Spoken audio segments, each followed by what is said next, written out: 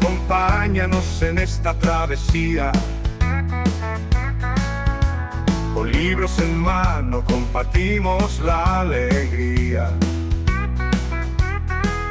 Colores, risas y letras por doquier. Un programa lleno de luz, te atreves a creer. Mis libros de cabecera, un programa hecho con mucha ilusión, pensado para ti, para radio y televisión. En Onda Góngora y Radio Esquina, si la radio es tu pasión, o en Canal 50, si es la televisión.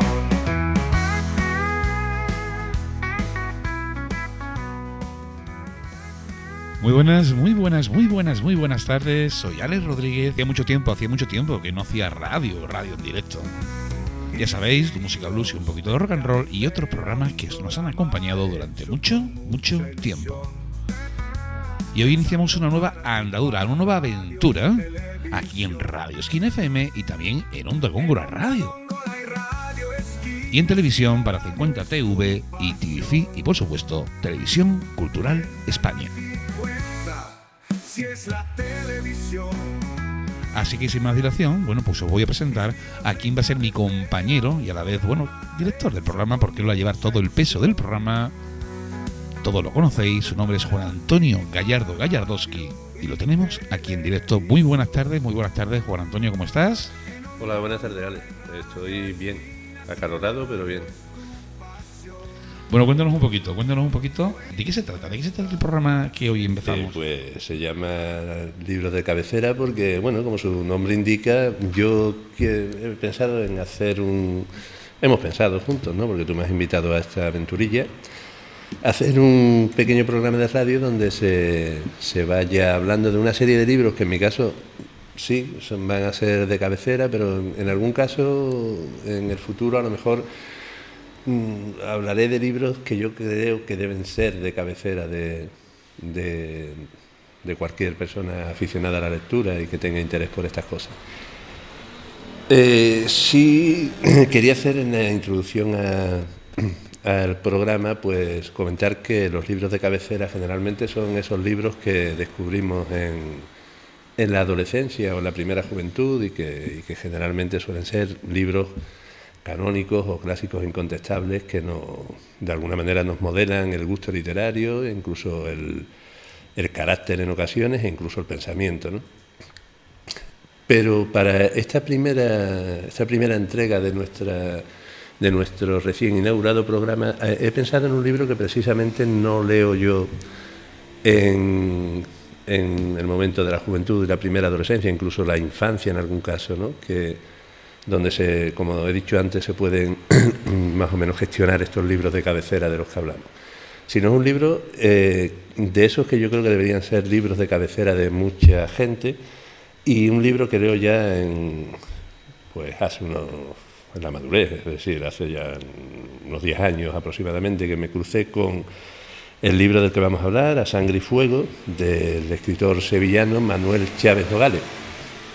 El libro lo descubro yo después de la lectura de otro del autor, que se llama El maestro Juan Belmonte estuvo allí. Bueno, ya cualquiera que me conozca sabe lo que me puede interesar a mí el mundo de los toros, y más la vida de un matador.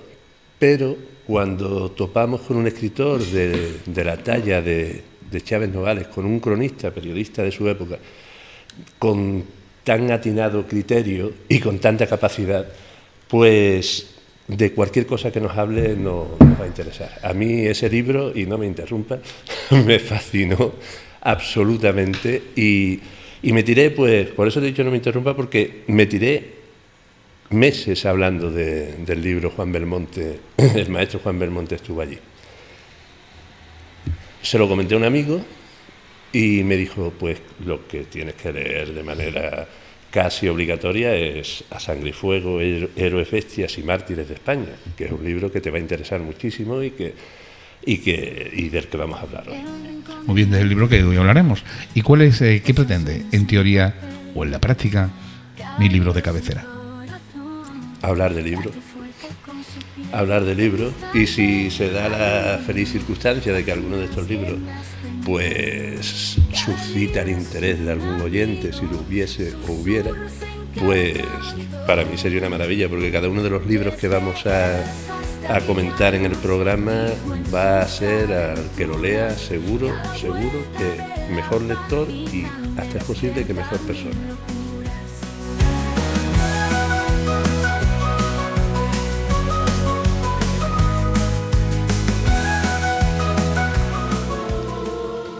A sangre y fuego. Manuel Chávez Nogales.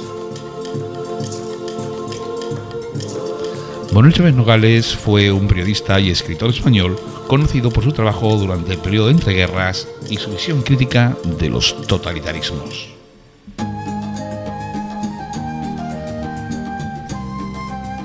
Destacó por su compromiso por la verdad y la defensa de la democracia. Nació en Sevilla en 1897. Su padre, Manuel Chávez Rey, también fue periodista y su tío materno, José Nogales, también lo fue. Colaboró con varios periódicos locales, como el Noticiero Sevillano y La Noche. Se trasladó a Madrid, donde trabajó para el Heraldo y la revista Estampa, llegando a ser jefe del Heraldo de Madrid. Reconocido por sus reportajes y crónicas, viajó por toda España y Europa abordando temas sociales y políticos con valentía y profundidad. Fue un firme defensor de la República y un crítico incisivo tanto del fascismo como del comunismo, denunciando las atrocidades cometidas por ambos bandos durante la Guerra Civil.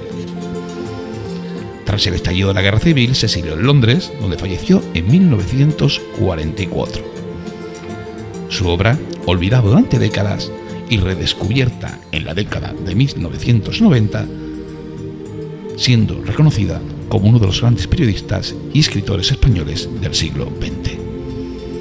Obra destacada muchísima: Juan Belmonte, Matador de Toros, La vida heroica de Francis Drake, por supuesto, A sangre y fuego, el libro del que hoy vamos a hablar con Juan Antonio Gallardo y un invitado que tiene que presentar. Come on.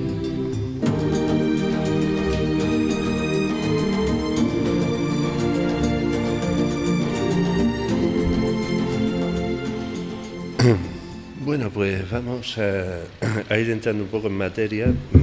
Quiero agradecer la presencia hoy en nuestro programa de mi querido, admirado y, sin embargo, amigo Manuel Parodi. Es historiador, es escritor y muchas veces tiene hasta la desfachatez de ser poeta. Manuel Parodi, además, yo creo que hace una labor de divulgación de la historia y no para de estar en un sitio o en otro contándonos cómo fuimos y quizá también por qué somos así. Por eso lo he invitado, porque aparte de porque sé que gusta de estas disciplinas, porque considero que es una buena opción para hablar para debatir incluso de este tema de la ecuanimidad frente a momentos tan trágicos como los que cuenta el libro que tenemos entre manos. Pues muchas gracias por esa presentación que es mutua. Ahí ya lo dejamos. El amor. Ya es lo que tiene, ¿no? Que irrefrenable e imbatible, ¿no? Muchas gracias por invitarme, por la paciencia de campear con mi agenda disparatada, y a los dos, a quienes os tengo aquí, muchas gracias por tenerme aquí. Y es verdad, casi todo lo que has dicho es verdad. Nunca todo lo que se dice es verdad, porque el cariño ciega y uno pone a los amigos mejor de lo que son. Hay muchos detalles. Yo las paso canutas en las presentaciones, me ponen por las nubes y digo, ¿ahora qué digo yo? ¿No? Ahora ya yo me callo, ya lo han dicho.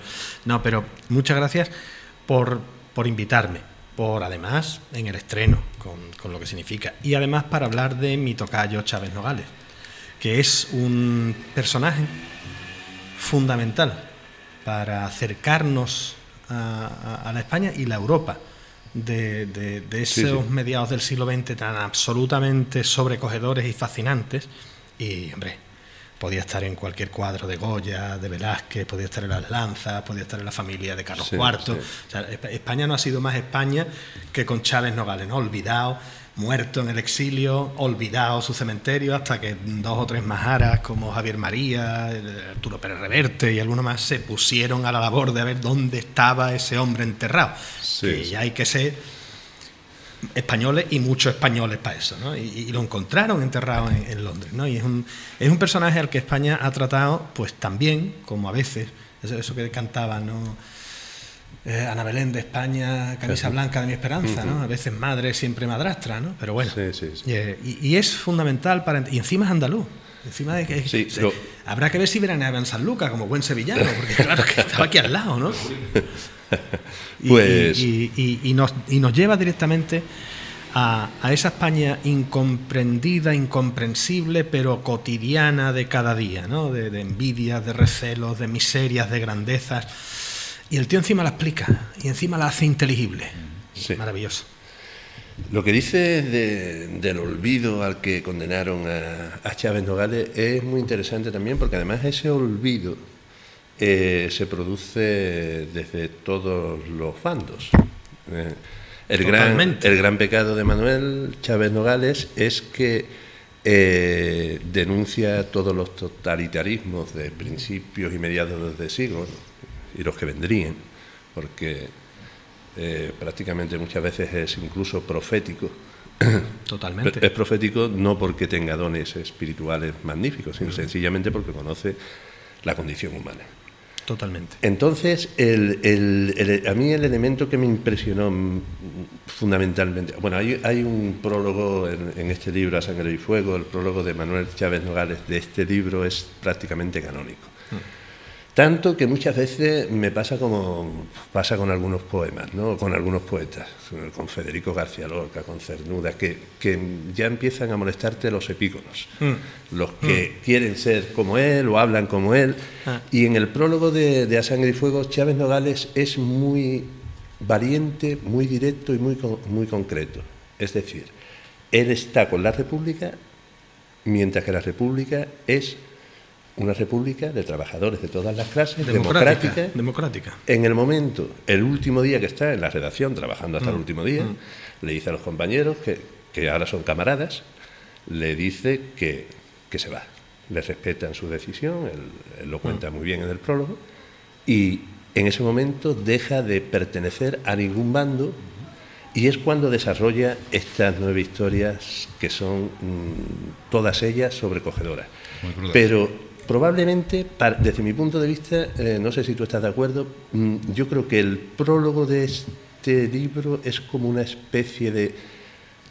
Cuando nos decía aquello de que las novelas se dividen en planteamiento, nudo y desenlace, pues el mejor planteamiento que se puede tener para luego entender lo que se cuenta, ¿no? Creo que es un prólogo canónico, pero porque lo merece. No sé si estás de acuerdo. Totalmente. Para empezar, yo creo que para acercarnos a Chávez Nogales hay que comprender, hay que considerar que está a la altura de Orwell, de Huxley, de Gramsci, de Malraux, de Sartre, es decir, los grandes pensadores de la Europa occidental, no digo que no hubiera otros en otros contextos geográficos más o menos cercanos al nuestro, pero ahí es donde está. Ese es Chávez Nogales. Claro, si su tradición lingüística no hubiera sido la española, pues quizá estaría pues como Orwell y cualquiera de sus libros sería como 1984, como Huxley, y estaría pues a la altura de Un Mundo Feliz.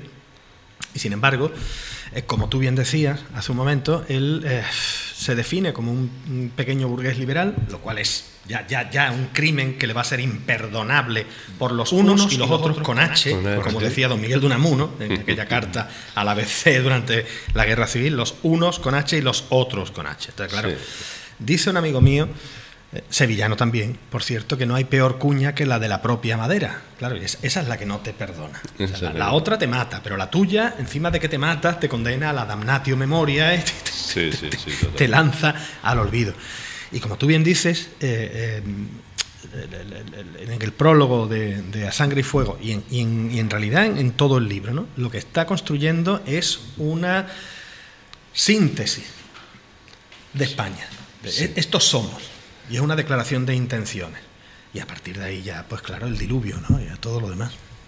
Claro. Al hilo de lo que tú dices, me apunté una frase aquí del amigo Larra que decía: aquí yace media España, murió de la otra media. Murió de la otra media. De eso se habla mucho, el españolito que viene. Al mundo te guarde Dios, y ese Amadeo de Saboya que se va diciendo que os den por... Va fanculo, que es lo que se fue... Perdón, cuando se va con el tren en Madrid, va fanculo, que os den por saco ya, no puedo más con vosotros, ¿no? Lo que sucede que en este caso de... Bueno, Chávez Nogales se enfrenta a un momento histórico muy complicado, absolutamente fascinante por otra parte, donde se ha producido un hecho histórico ineludible, que es la Revolución Rusa. La influencia de esa victoria, una revolución que, como tú sabes, nunca pensó Marx que se iba a dar en un país. No, porque la revolución no podía darse en un mundo no industrial, claro, agrícola. La desaconsejaba, además, ¿no? En Rusia no, que esto no es lo que yo preconizo. Claro, pero es que España era muy parecida a Rusia. España era muy parecida. En España había un atraso secular de siglos y era una sociedad absolutamente agrícola. Pero dominantemente agrícola, sí. Claro, era entonces los valores que suscitaron el sentir revolucionario de aquel momento de una gran parte de la sociedad, pero no tan grande. Tan grande, creo que el Partido Comunista tenía cuatro diputados. CNT eran 900.000 afiliados, militantes en el 36, y mucho más importante que el PC. Se creaban multitud de partidos, todo lo que era la rama comunista. Pero el PC era insignificante en 1936. PC tan insignificante era que... No tenía ni juventudes. No tenía ni juventudes, era la se crea a partir de la Juventud Socialista con Santiago Carrillo, cuyo padre era un factotum del PSOE, y es Santiago Carrillo el que ve ahí el filón. Y dice, y no digo yo que de manera oportunista, no digo yo eso, pero se va de ser cola de ratón a ser cabeza de gato. No digo de león, pero de gato, ¿no? Por lo menos. Claro, está claro. Lo que sucede, sí es verdad que hay un apoyo claramente. El Partido Comunista de España de 1936 es un partido de orientación estalinista, ¿no? Claro. Luego hay otros elementos trotskistas, como el POUM, está la CNT, que tiene su importancia. Pero lo que viene a decir con mucha claridad en el libro A Sangre y Fuego, porque aquí está conozco cómo funcionan mis paisanos, mis compatriotas, pero me sigue sorprendiendo y me deja perplejo tanto la barbarie como la compasión.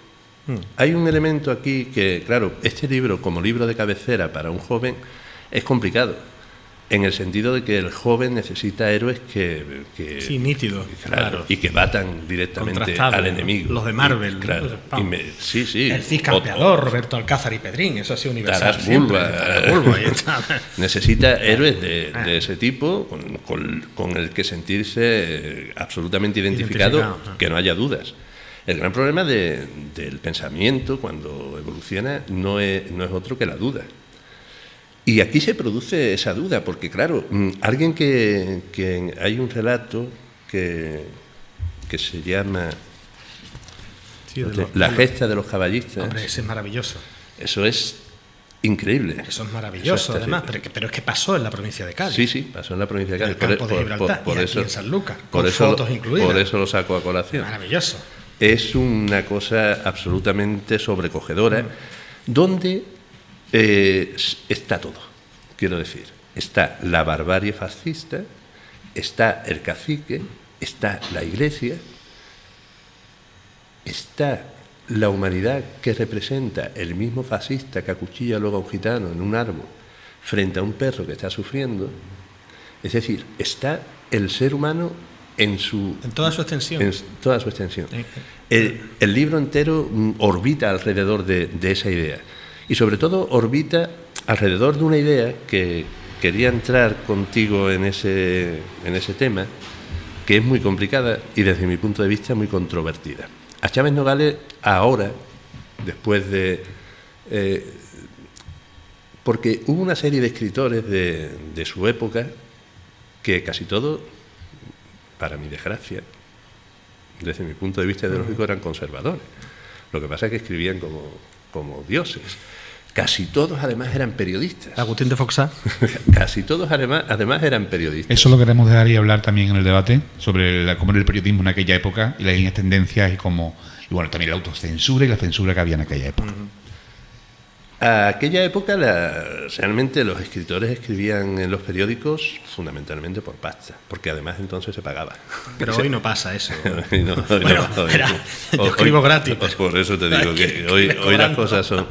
Pero, y se leía mucha prensa, la prensa era un elemento de... Eran los más media de la época, claro, la gente leía muy poca gente, prensa.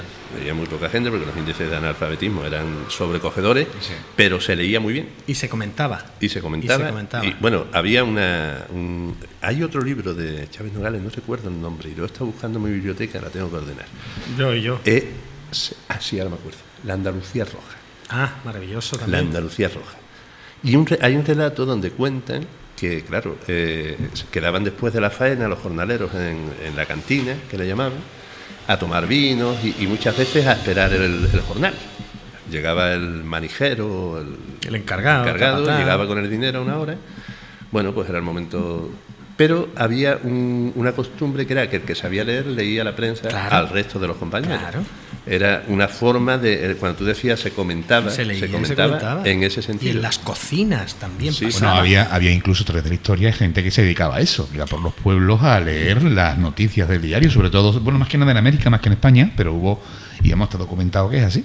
Sí, los lectores profesionales. Correcto. Pero aquí en España, por ejemplo, el mundo femenino, tan olvidado siempre, como había una mujer que sabía leer, no digo que fuera la única, pero una que sabía leer y entonaba bien. A lo mejor era maestra. Era la que leía a todas las demás de la casa o de la vecindad, el folletín, la novela gráfica, el periódico, lo que fuera. Y como los refectorios de los conventos medievales, ¿no? Que mientras se estaba comiendo lo que fuera, había un lector que era el que leía. Sí. Pues ese es el internet de aquella época. El compartir la información era a través de eso. Yo decía esto de los periodistas, que casi todos eran periodistas, pero en realidad eran escritores de, digamos, de corto recorrido, no en el sentido de su excelencia, sino en el sentido de que no hacían novelas de 400 páginas, pero sí hacían libros de artículos. Me acuerdo de Julio Camba, me acuerdo de... y Valle Inclán, gente que publicaba en prensa y luego sacaban el libro, el folletín. Claro, bueno, eso lo hacían todos, Llave Galdós, ¿no? Por ahí está. Pero otros eran eminentemente periodistas. Camba, Ruano, Clarín, por ejemplo. Cacciel, todos estos eran eminentemente, y por supuesto Chávez Nogales, y por supuesto el que me lleva a mí a todos estos escritores, que es Josep Pla, que para mí es el nombre cumbre de la literatura, ¿cómo le llamamos? Española, a lo mejor no podemos llamarla. ¿Por qué no? Escribía en catalán. Vamos a llamarle ibérica. Bueno, no sé yo si en Portugal hablan mucho catalán, pero en fin. Pero así metemos también peninsular. También metemos a Fernando Pessoa entre los nuestros y salimos ganando. Grandioso, sí. Y salimos ganando. Pues quiero decir que todos estos escritores que además, es como en el caso de Chávez Nogales escribe A Sangre y Fuego con 40 años. 40 años de 1937 no son 40 años de 2025. No. Era un hombre maduro. Un hombre ya de una madurez, prácticamente estaba entrando en la... No nos olvidemos que ya ha ido y ha vuelto a Rusia, y ha escrito Mi viaje a la Rusia sovietista. Y ha ido a Italia, y ha tratado con los fascismos italianos, y ha estado en Alemania. Así es, y ha vuelto espantado. Ha vuelto espantado de Alemania y además... Y de Rusia. Enfrentándose con un tipo que escribe como Los Ángeles, pero sin embargo, moralmente es infumable, que César González Ruano. Sí. Bueno, como curiosidad lo digo, 8 días después de su muerte fue condenado a 12 años de prisión. Está bien, ¿no? Por el Tribunal de la Masonería, o sea, lo que digo para que simplemente como un detalle. Sí, eso es como... ni olvida ni perdona, ¿no? Javier María tenía una frase que le criticaba mucho, que decía, y este amigo mío ya murió y no escribió nada más. Claro. Maravilloso. No, porque hay gente que escribe después de muerto, ¿sabes? Gente que deja firmada cosas. Javier María tiene esa frase muy habitualmente. Bueno, yo quería decir con eso de estos escritores, Gaxiel tiene una obra que se llama Las trincheras, que juega con este asunto de la guerra también, y habla de la guerra del 14, en la Primera Guerra Mundial. Y a lo que quería llegar es que esto está escrito al albur del acontecimiento. Es decir, está escrito casi en directo. Sí, al calor de lo que está pasando. Es muy fácil desde ahora tener una perspectiva ecuánime, más o menos razonable sobre este tipo de cosas, aceptar por fin que en el bando republicano se cometieron. La ha aceptado siempre, de todas formas. Hay ahora también un mito de que la izquierda nunca aceptó, sí lo ha aceptado. Yo tengo un libro que se llama Días de Llamas, de Juan Iturralde, que era del Partido Comunista, y cuenta la historia de un tipo, un ingeniero, al que meten en una... Bueno, Juan Iturralde era un seudónimo, lo escribió con seudónimo del Partido Comunista, no hay que decirlo. ¿Por qué sería? Era un seudónimo de un ingeniero catalán. Y él cuenta la historia de un ingeniero que parece ser que era su padre. Este libro Días de Llamas, yo creo que es comparable a Sangre y Fuego en cuanto a... Además, ha habido algún rescatador, Abelardo Linares, de Renacimiento, el editor, que ha hablado de las analogías que hay entre los dos libros, ¿no?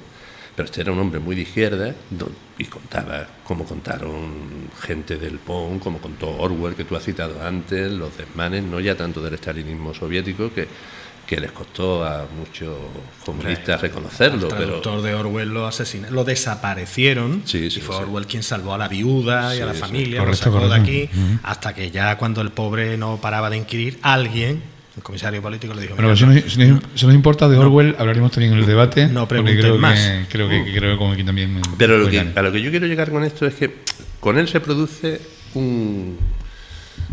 ¿cómo le podemos llamar a esto? Esa especie de entelequia que se ha creado muchas veces por lectores de Chávez Nogales y de otros autores, que es aquello de la Tercera España. Sí. Esa Tercera España de la que es un poco... el elemento catalizador, este libro, realmente, y sobre todo, como hemos dicho antes, su prólogo. La Tercera España como idea, antes hablábamos de qué poder tenían el Partido Comunista en 1936, era muy poco, creo que eran 4 diputados, y qué poder tenía Falange Española, que era la inspiración de la otra parte, un diputado.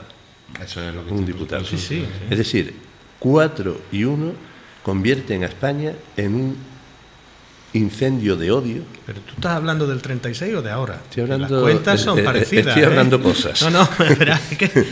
No, pero entiendo dónde quieres llegar. Entiendo dónde quieres, y la pregunta, o sea, y la reflexión es muy interesante. O sea, ¿cómo es posible que una minoría, en franca minoría en cuanto a lo que era una sociedad establecida bien en ese momento, pues consiga alzarse con el poder y, sobre todo, lo más importante, no hacerse con las mentalidades colectivas de toda la nación? Eso es una pregunta. En el caso de los vencedores está muy claro. El terror. Claro. El terror se mantiene durante 40 años. Quítale los últimos 10 de dictadura. Y la conveniencia. Hombre, claro, el terror y la conveniencia. El terror solo. Y la comodidad también, ¿no? El terror, llamémoslo X. Es un pacto, es un nuevo pacto social. Bueno, estamos entrando directamente en el debate ya. A la Rousseau. Se trata porque tú con el palo solo no mantienes 40 años. Tú necesitas la zanahoria. Necesitas el bienestar, necesitas que la gente coma, duerma y viva mejor. Necesitas que la gente no piense, pero que no piense, ¿por qué? Pues no solamente porque tiene distracciones, sino porque es verdad que el nivel de vida y el nivel de renta mejora.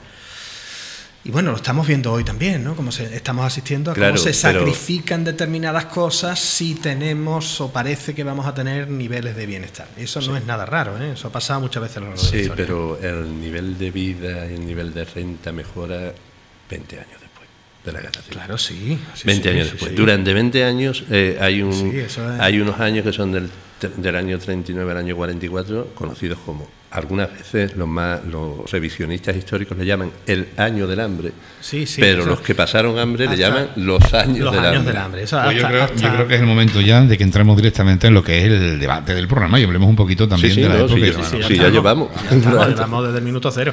O sea, esos años de la hambre, que decían en mi familia, los años de la hambre, hambre, las hambres, eso se prolongan hasta los pactos con los americanos y hasta mediados de los 50. Esa década tremenda que va desde el 39-45, porque además aquí en España es que no olvidemos que con perdón empalma la guerra civil con la guerra mundial. O sea, mi tío Fernando, sí, que fue el hermano mayor de mi padre, difuntos los dos, era de la Quinta del Biberón. Entonces mi tío Fernando, de Puerto Real, que le tocó porque entró en quinta, y fueron de los de la Quinta del Biberón, que entró en quintas con 16 años y se mamó toda la guerra civil, se mamó toda la guerra mundial y el maqui. O sea, cuando mi tío Fernando vuelva a su casa, ¿cómo estaría que su madre, mi abuela, a la que yo por supuesto conocí, o sea, la anécdota familiar, ¿cuál es? Me la contó a mi padre, me la contó a mi tío. Tocan a la puerta, pom pom, abre la puerta a mi abuela y se ve un mendigo y le da una perra chica. Y ese mendigo que coge la perra chica, la palma de la mano y se echa a llorar es su hijo Fernando, que hacía pues 10 años que no lo veían. Que venía de... Y eso no es un cuento. Eso Claro. no es un relato corto, eso es la realidad de la España de Bueno, 1936-46. lanzo una pregunta y vosotros me respondéis o comentáis lo que queráis. Vamos a ver, lo que era el periodismo en aquella época, hablamos de la época en la cual se fraguaba lo que fue después el lanzamiento militar. A raíz del suceso, a raíz del levantamiento militar y demás, ¿qué postura tomaron los periodistas de la época? Bueno, ahí hubo de todo. Claro. Ahí hubo quien tuvo que salir por patas porque lo mataban, hubo a quien lo mataron y hubo un grupo, eso es muy importante de entender, hubo un grupo de periodistas que lo que luego llamaron desde la izquierda el exilio interior, e hijos de periodistas que siguieron también con sus carreras y tal. Te hablo, por ejemplo, del caso de Eduardo Arotegui, cuyo padre, que además es militar, es condenado a muerte por el franquismo, y queda completamente en la indigencia total la familia. ¿Y quién salva? Es que de esto habla Sangre y Fuego, de esto habla. Justamente de lo que yo voy a decir ahora. A este hombre lo salva el jefe de la Falange, porque era periodista. El jefe de la Falange de Chamberí. Sí, Que era periodista, y lo salva bueno, al padre al final le conmutan la pena de muerte, no lo matan, lo condenan a cadena perpetua, y a este muchacho, que entonces tiene 11 o 12 años, este hombre lo mete en una redacción de periódico con 13 años, que creo que era Pueblo, ¿no? No era Pueblo el periódico del franquismo, creo. Y lo mete en esa redacción y vive toda la vida del periodismo, luego ya va cambiando de periódicos hasta que termina siendo director de Triunfo, de la revista Triunfo, que fue muy importante en la transición. Luego fue editorialista del País. Al final el País, cuando el País se va haciendo más conservador, lo va esquinando y le deja una columnita que se llama Visto y Oído, que es una columna de televisión y de prensa. Sí, pero lo que quiero decir sobre todo, si tú me interrumpes, pero vamos a ver, por lo que yo he leído, por lo que sé, o por lo poco que he estudiado sobre el tema, hubo sobre todo dos ámbitos que quiero comentar. Primero, los que se denominaron después los típicos reporteros de guerra, y también los escritores, que eran escritores y eran periodistas, que directamente adoptaron una filosofía, adoptaron un bando, digámoslo así. Esos escritores que decidieron un bando, al final decidieron un bando, tenían una tendencia, pero decidieron un bando. Al final se convirtieron quizás los que se renegaban quizás a seguir el poder establecido, los que se habían levantado en lo que eran los reporteros de guerra, ¿no? ¿Qué importancia tuvo eso a la hora de conocer la situación real en España, y si es verdad que la tuvo o no la tuvo? Es que durante la guerra civil no hay periodismo en España. Lo que hay es guerra. Y Hay propaganda. periodismo de guerra y propaganda. Entonces, propaganda por los dos lados, porque por ejemplo hablamos de Orwell, y Orwell tiene un libro que se llama Homenaje a Cataluña, donde pues especifica también muy crudamente pues la situación real que se estaba produciendo con los bombardeos sobre esa ciudad, ¿no? Entonces, por eso os pregunto un poco que quizás, porque claro, no había revistas de guerra, no había periodismo como hoy en día, que lo podemos escuchar por radio y televisión. Entonces, ¿qué porcentaje de realidad había? Alex, esa pregunta tiene una respuesta muy sencilla. Y además la respuesta es muy sencilla y la pregunta no está bien formulada, y te explico por qué. No porque tú no la hayas formulado bien, no, sino porque sí. Estás haciéndolo en parámetros de periodismo actual, no en parámetros... Que no es eso. La situación no era yo soy de un bando y tú eres de otro. Había gente que no era de ninguno de los bandos. Había gente que no tenía más remedio que ser de un bando. Es que había gente que era... Toda la redacción del ABC de Madrid, por ejemplo, que queda en manos de la República. Había dos ABCs. Y había un ABC, ABC republicano y ABC monárquico. El ABC era el ABC de Madrid. ¿Qué pasa? Que a partir de julio del 36, el ABC queda en manos del ABC de Madrid, queda en manos del ámbito republicano, y entonces los Luca de Tena, pues montan un ABC en Sevilla. Hombre, los del ABC de Sevilla y los del ABC de Madrid es que no tenían más narices que estar donde les tocaba estar. Habría gente comprometida o claro, no. Pero no era exactamente... Yo escribo para un bando y tú escribes para otro. No. Miguel de Unamuno escribe para un bando, se enfrenta directamente contra los... Su supuesto bando, sí, que luego tiene un entierro falangista y demás historia, pero se enfrenta... Bueno, hay muchísima gente que se exilió, evidentemente, por no seguir esa sentencia. Miguel de Unamuno es que se muere en la Nochebuena del 36, no le da tiempo a exiliarse. No le da tiempo a exiliarse. Matan a su amigo Atilano Coco, el pastor protestante de tal. Y con el que tenía esas conversaciones exacto, ¿no? sobre Dios tan interesantes. Maravillosa, un hombre de fe como Atilano Coco, un hombre que había llegado al ateísmo, pero que quería ser creyente como Unamuno, y encima con quien se contrastaba era con un cristiano no católico, ¿no? Una cosa absolutamente maravillosa. Y es que Unamuno va a pedir la salvación de Atilano Coco a Franco. Sí. Y Franco le dice, bueno, pues algo habrá hecho, ¿no? Esa cosa increíble. Decir, bueno, pues si lo han juzgado, algo habrá hecho. O sea, imagínate estar fuera de la realidad. Pero el periodismo de ese momento está absolutamente supeditado al hecho de la guerra. No digo que no sea periodismo, que lo que prima es la guerra. Y lo demás viene por el eso produce tal tragedia social, intelectual y moral. Mira, a Juan Ramón Jiménez contaba una anécdota. Juan Ramón Jiménez yo la he contado más de una vez esta anécdota. Eso en Diarios de un poeta recién casado lo cuenta. Él iba por una calle de Madrid, iba un camión de la CNT, él iba súper arregladito, como iba siempre, con esa cursilería que le reprochaban Jorge Guillén y otros. Lo ven arreglado en un momento en que lo normal era que si estabas con la República llevaras el mono azul. Que responder a un patrón estético determinado y lo paran, lo van a meter en una saca donde van a fusilar a gente. Pero hay uno que lo mira, Juan Ramón se aterroriza, lógicamente, abre la boca y no tiene ni un diente. Y entonces, por eso tenía aquel seseo que decían el señor Luis Buñuel, aquel seseo andaluz tan peculiar. No era un seseo andaluz, es que estaba mellado completamente. Y el miliciano que lo ve dice, pero este va arreglado porque es un pijo, digamos, lo que se utilizara en aquella época para pijo, ¿no? Pisachancla o dandy o lo que sea, pero este tío no tiene un duro, este tío no lo matemos porque este tío es un pobre. Y se salva por los dientes. Fíjate qué cosa más curiosa. ¿Los periodistas de aquella época eran periodistas o contadores de historia? O sea, ¿eran periodistas o escritores? La mayoría, como he dicho antes, eran escritores. O sea, desarrollaban una historia. Desarrollaban el periodismo como elemento de supervivencia. El periodista, lo que pasa es que, claro, eran de los pocos españoles que habían viajado por el mundo. Josep Pla, por ejemplo, va a Estados Unidos 2 veces. Después de la Segunda Guerra Mundial pasa 2 meses en Israel, cuando se está creando el Estado de Israel, de infausto nombramiento. Lo que decíamos de Chávez Nogales, ¿no? De sus viajes por Europa. Por toda Europa. En realidad se trata de un tiempo donde se pueden producir obras como esta. Cuando yo decía lo de la Tercera España, por terminar con esa historia, porque además ya llevamos un buen rato, yo quería decir que se ha convertido un poco también en una falacia. ¿En qué sentido? Solo escucho reproches de esa supuesta Tercera España, en la que están gente que además respeto muchísimo intelectualmente, a una parte de las Españas. Nunca le escucho un reproche. Es como esa equidistancia que dice, a mí me dan igual los nacionales o la extrema derecha, me da exactamente igual que los hijos de puta de extrema izquierda.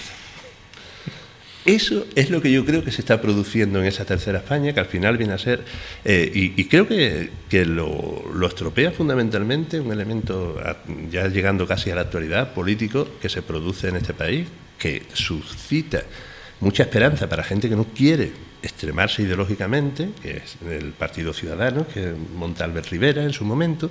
Estos son los que apoyan, los que venden, los que cuentan toda esta historia de la Tercera España, pero yo no vi que fueran Tercera España, yo vi que eran cada vez más escorados a la derecha, defendiendo más los valores de la derecha y considerando, de la derecha y de la extrema derecha, y considerando ese fracaso de esa supuesta España, que no está ni con los unos con H, como tú decías muy bien, ni con los hijos de puta de los otros.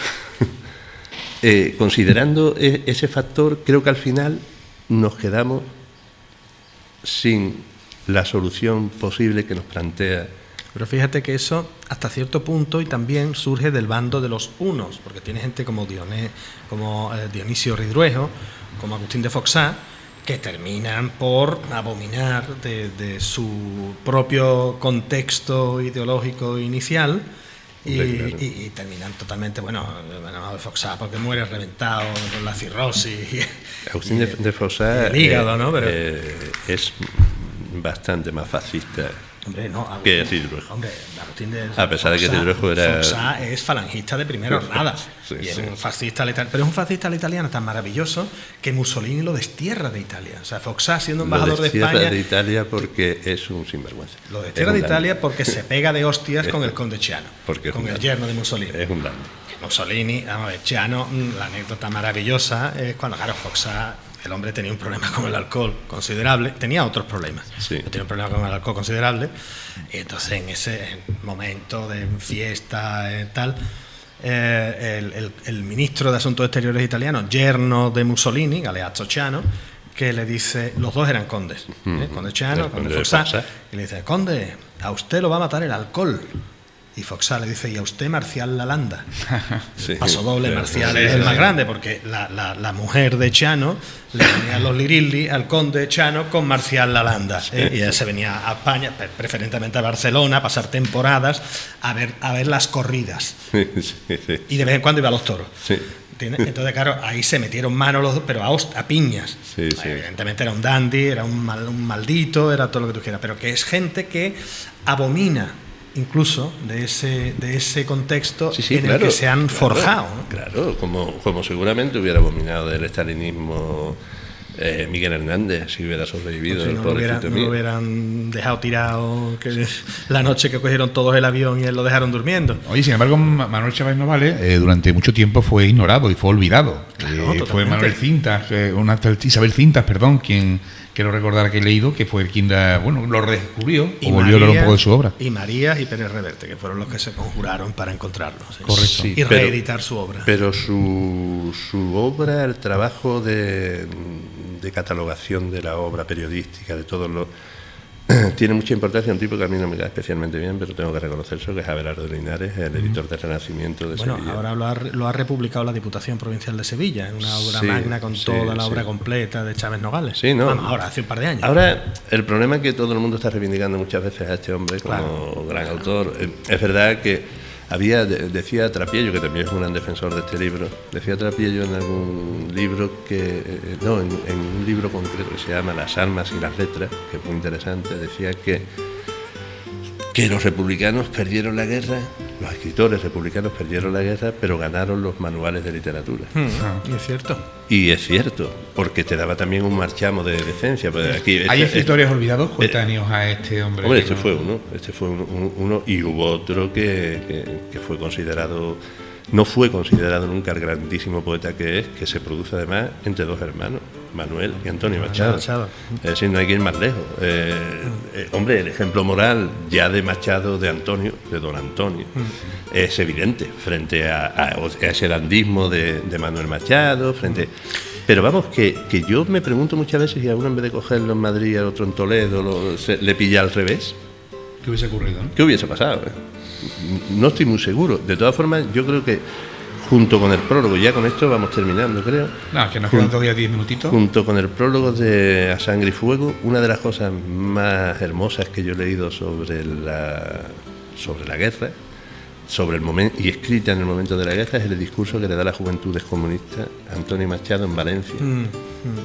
Que eso es para otro día traerlo y leerlo íntegramente. Qué valentía, qué ejemplo de moral. Claro, frente a eso, Pierrotto estaba en una taberna o en un prostíbulo, pues normalmente lo que no tiene nada que ver absolutamente con la escritura de ambos, que es excelente en cualquier caso. Bueno, una pregunta que os hago a ambos, y antes, perdón, un poquito obtuso, pero sí la pregunta que quiero hacer es la siguiente. Cuando hubo, ya hablamos un poquito, una época ya posterior, lo que es la dictadura, que no tenemos más de 40 años, como todos sabemos, y la literatura, bueno, pues los libros y todo, pues su autocensura tremenda y evidentemente pues se coartó mucho la libertad de expresión de la gente. Pero lo quiero preguntar lo siguiente: ¿en qué momento se produjo una cierta apertura y en qué momento se pudieron leer otros serie de libros? O dentro de lo que quiero decir, no te voy a hablar de Buñuel, no te voy a hablar de Buñuel, evidentemente había que irse fuera, pero dentro de España, ¿qué autores pues dijeron que cogieron el toro por los cuernos y empezaron a hacer pequeños avances a la hora de poder publicar y hablar de ciertos temas? Yo quiero romper una lanza, pequeñita, pero quiero romper una lanza en pro de los libreros. Porque en buena medida los libreros de pueblo fueron los que empezaron a meter literatura subversiva, la literatura que estaba prohibida, porque estaban prohibidos determinados autores, todos, determinados títulos de algunos autores, y en muchos casos pues se leían se podía comprar a Miguel Hernández, a Federico García Lorca.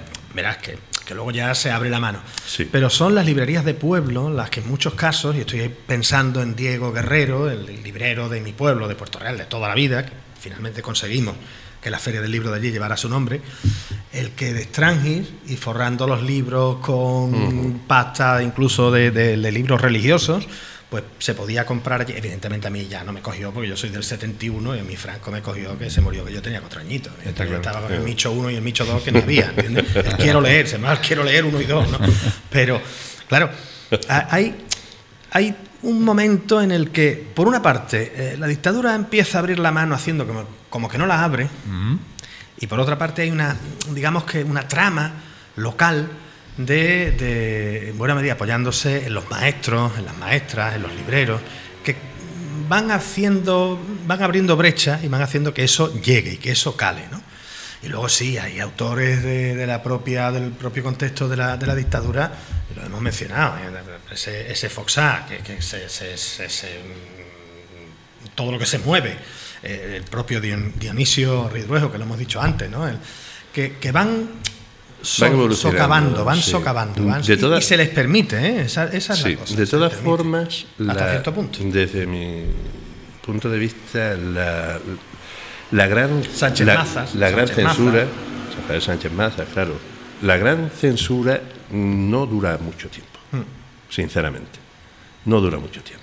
En 1954 tú podías leer, y es más, aparecía en los libros de texto Antonio Machado. Sí. Decía que había muerto con su madre en París, ¿no? Había muerto en Francia. La crónica que daba. En 1954 podías comprar a Federico García Lorca. De hecho, a través 1954 se podía comprar. A través de la editorial Austral, que era una editorial argentina, todos esos libros, es más, en 1960 podías conseguir libros de Alberti. Y a partir de 1960, date cuenta de una cosa muy curiosa. El aperturismo del régimen franquista se produce en los 60, ¿no? Se produce en los 60, pero viene de atrás. Viene a partir de que una serie de tecnócratas empiezan a tener puestos considerables en el poder. Franco eso le molesta mucho, pero claro, hay gente que es nueva, se han hecho los acuerdos con Estados Unidos, no se quiere mantener un régimen de autarquía que nos está llevando a la locura. Si se mantiene un discurso, de fascismo, de falange, de 40 años de paz. Pero eso es cartón piedra. Eso es cartón piedra. Eso es como un decorado de lumpen. Sí. Donde películas de la época. Sí, donde quedan solamente unos cuantos. Girón, que fue ministro de Trabajo. Hasta el final, ¿no? Ese tipo de elementos de los que... Pero que también se les toleraba desde el régimen porque daban la contraparte. Exactamente. No, que nosotros no somos aperturistas. Mira, sacudían a los muñecos y salía Girón, salía el que hiciera falta, ¿no? Date cuenta de que se produce un hecho muy curioso, curiosísimo desde mi punto de vista.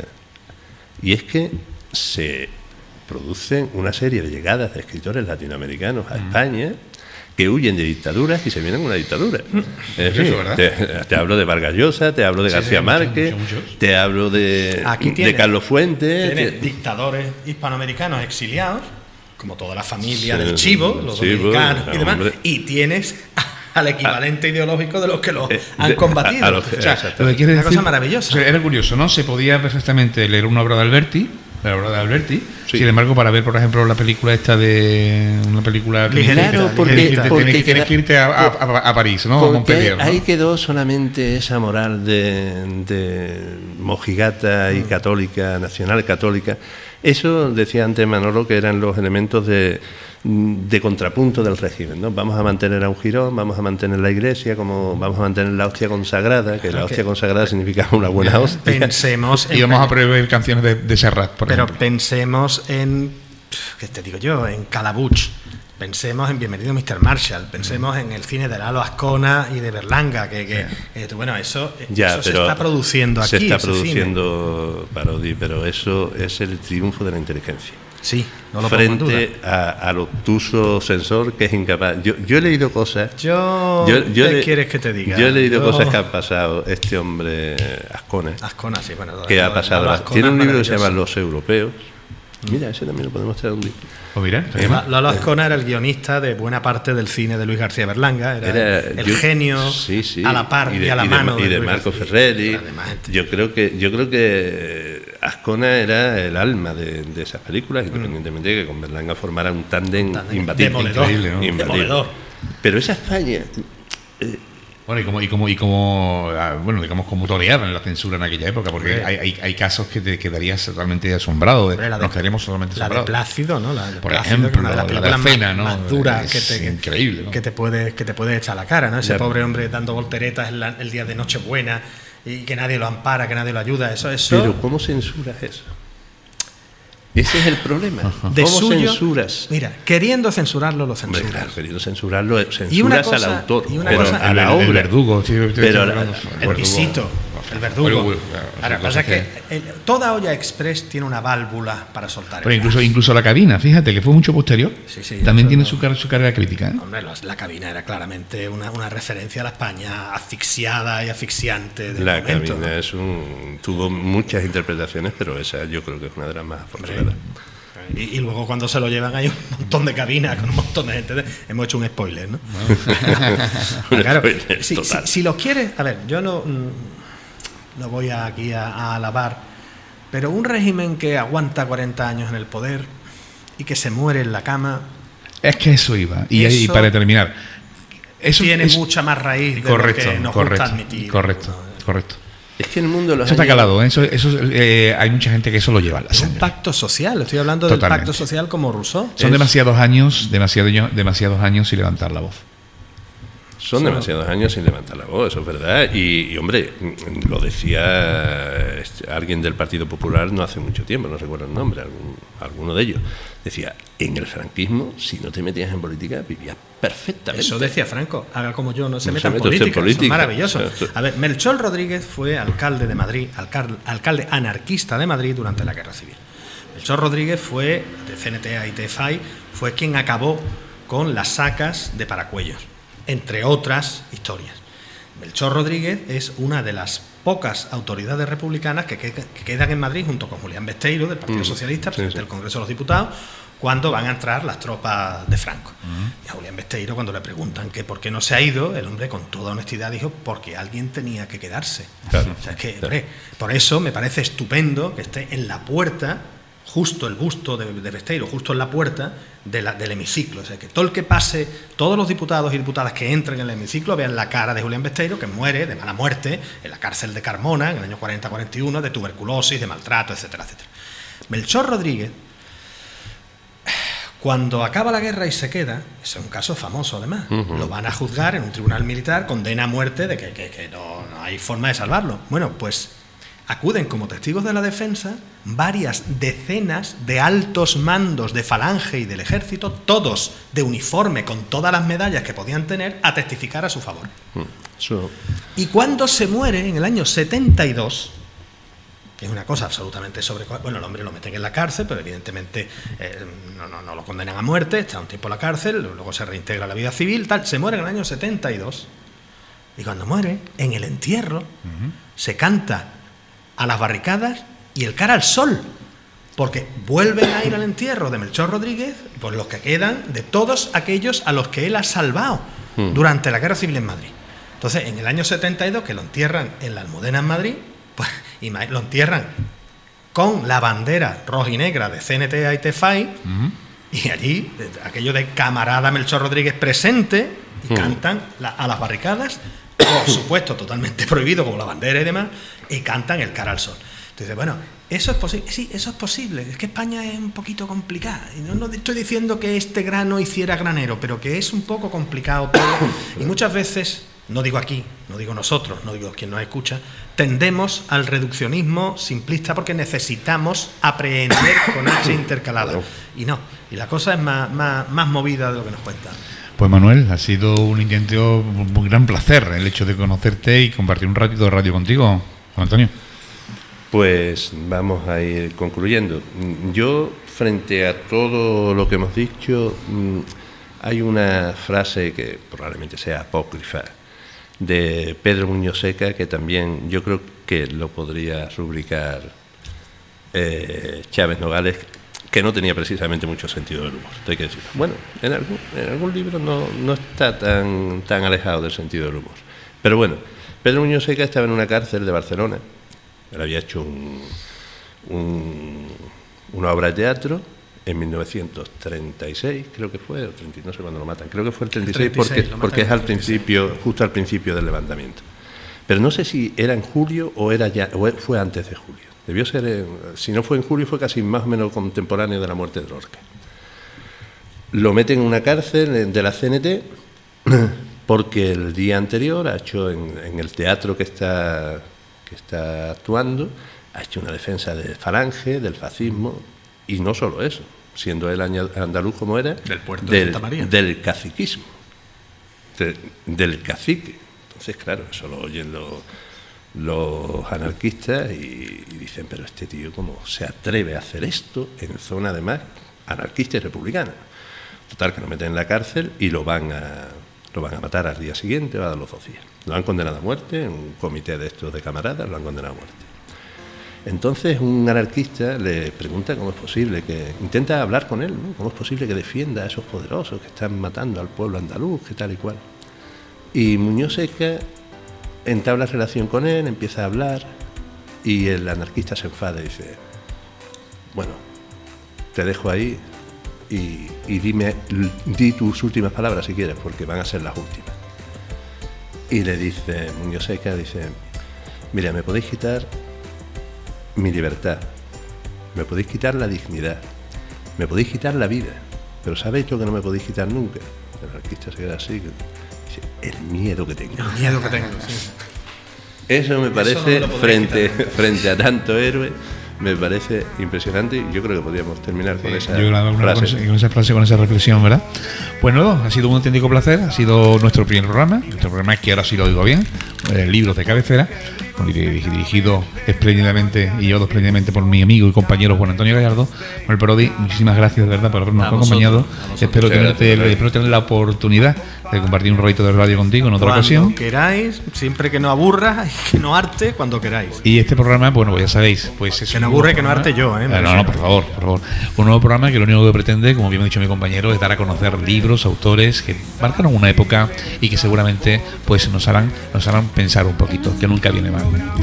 Soy Ale Rodríguez, mi compañero es Juan Antonio Gallardoski, y nos vemos en un nuevo programa de Libros de Cabecera. Muchas gracias Manolo. Muchas gracias a vosotros.